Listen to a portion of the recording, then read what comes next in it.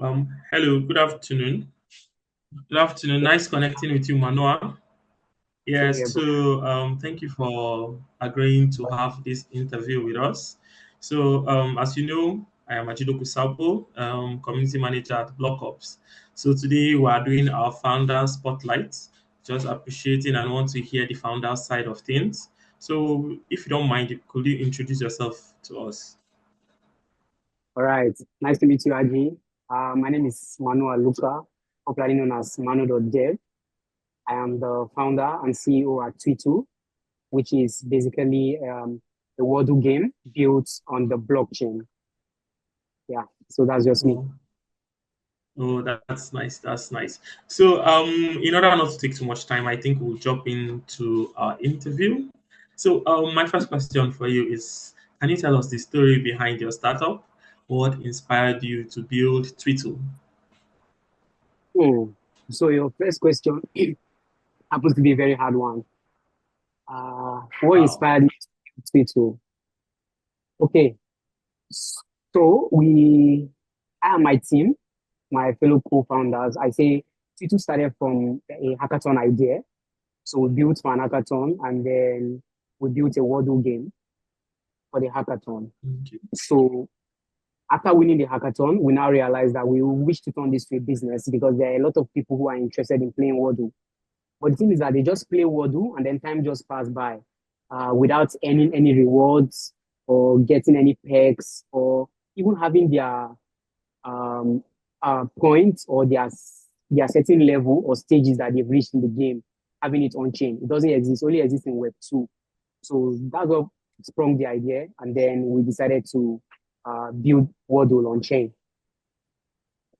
Oh, that's awesome. That's nice.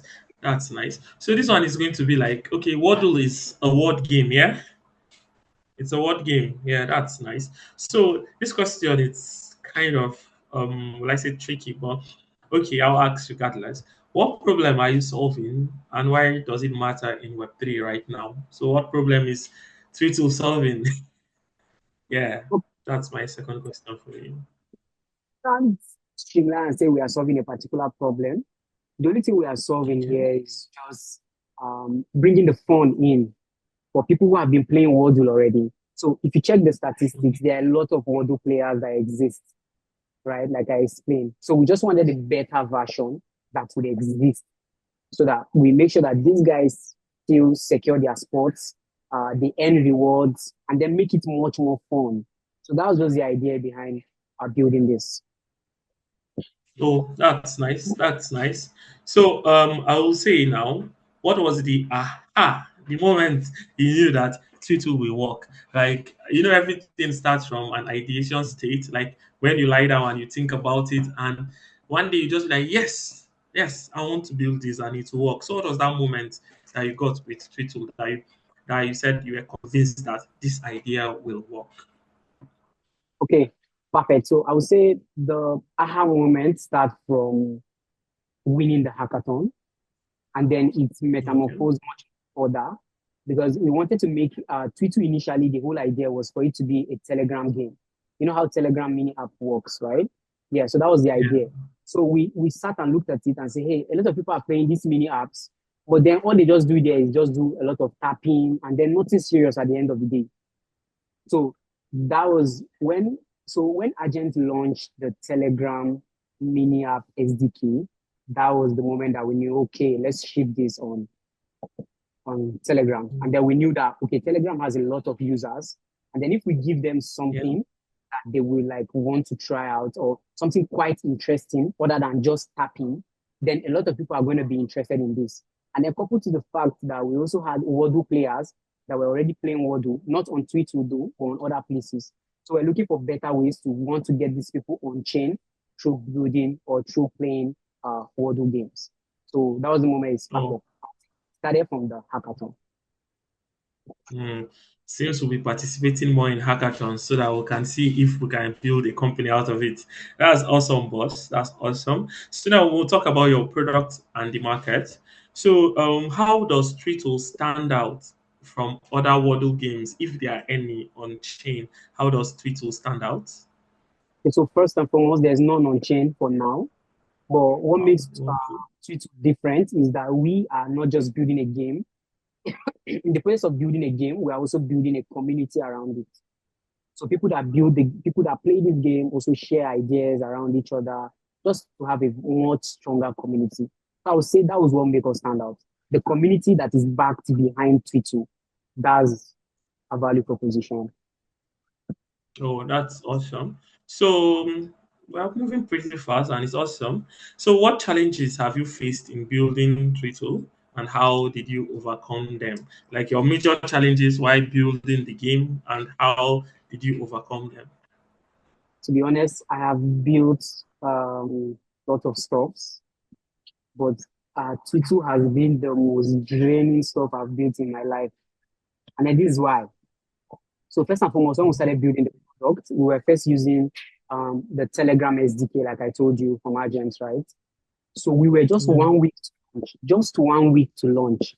That was the exact moment that Telegram and Ton announced an exclusive deal. So, I think Telegram is owned by Ton, right? Or Ton is owned by Telegram, any one of those. So Okay. that exclusive deal stopped um, other blockchains that are non-Ton applications to deploy their apps on Telegram. So that was the problem. And Wow. then our app was built on Stacknet. So we had to like scrap the whole thing out after getting our whole go-to-market strategy from the Telegram handle and all of those stuff. And building has completely gone far. Like I said, we were just 1 week to launch when that was announced. Yeah. So after plus months of building to go back again to find a perfect fit and then make our product a web version and then look for a perfect SDK that will also fit into that for that to work. So I would say that has been like the most, will I say, tough moments and also annoying moments too.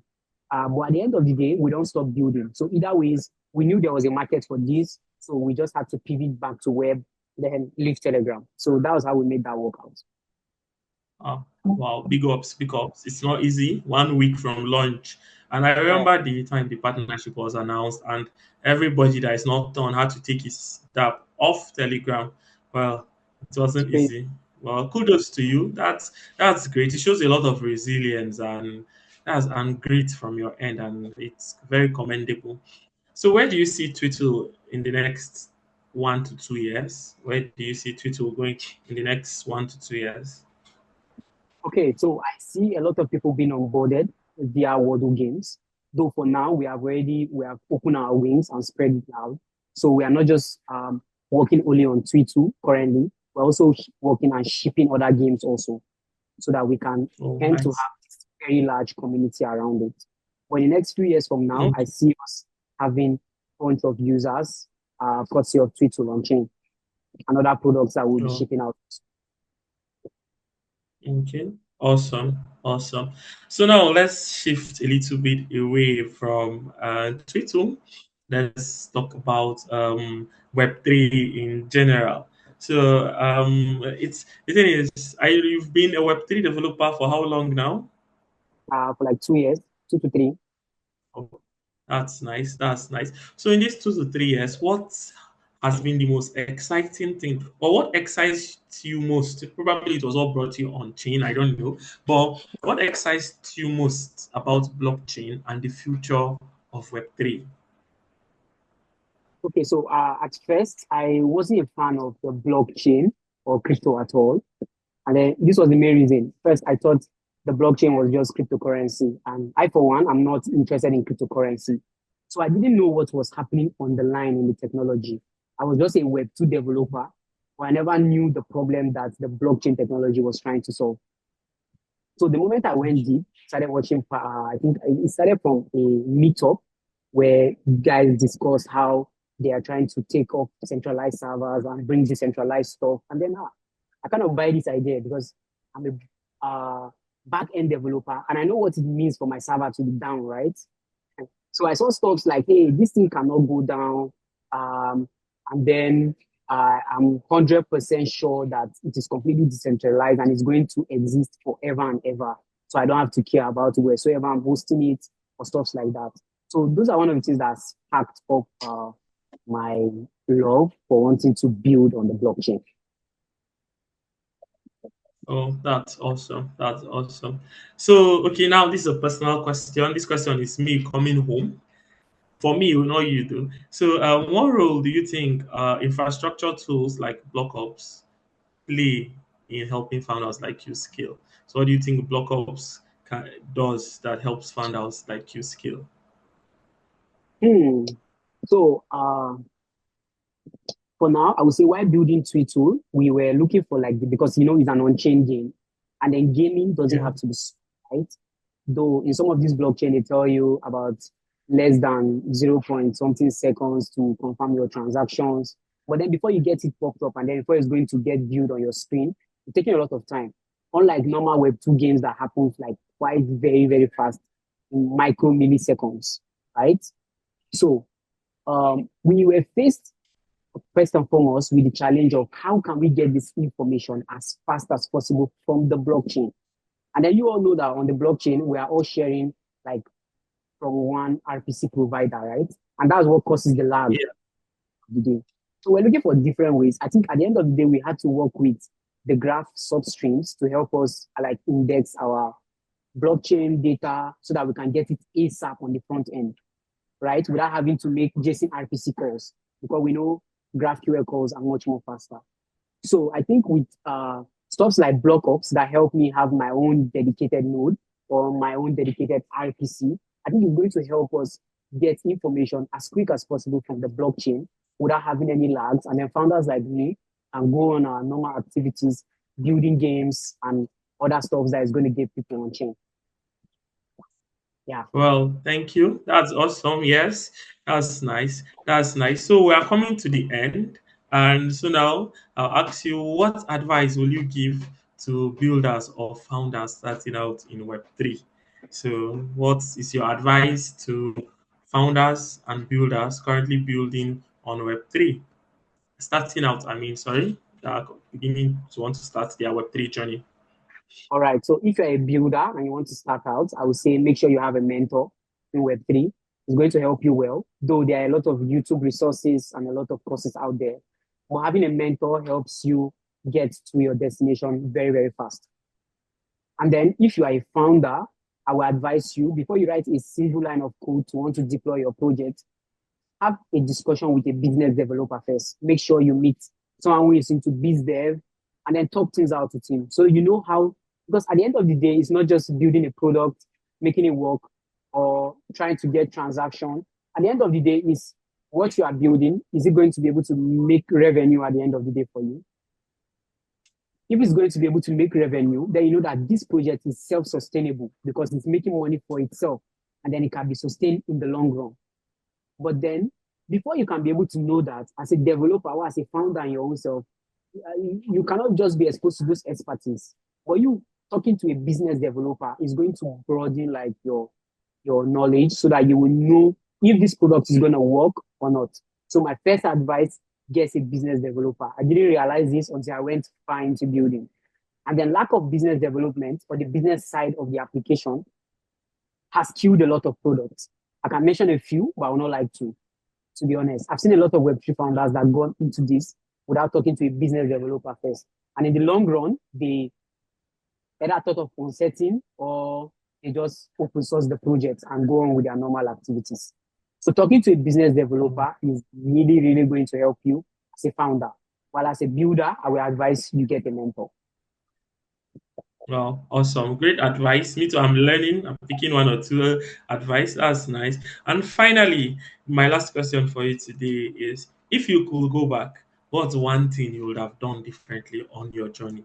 If you could have gone back, what would you do differently? To So, be honest, I already answered that question. As a founder, if I was to go back, okay, let's start as a builder.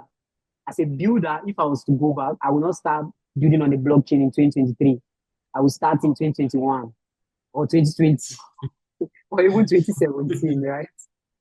But as a founder, I yeah, would say make yeah. sure you get a business developer. I wish I had a business developer in the first place before getting started, to be honest. Wow.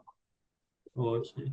So thank you very much, Manoa. Thank you very much for your time. It's glad for you. We are glad you featured on our founder spotlight session. So thank you very much. I'll allow you to go back to managing Tweetle, and don't worry, we look forward to playing the game.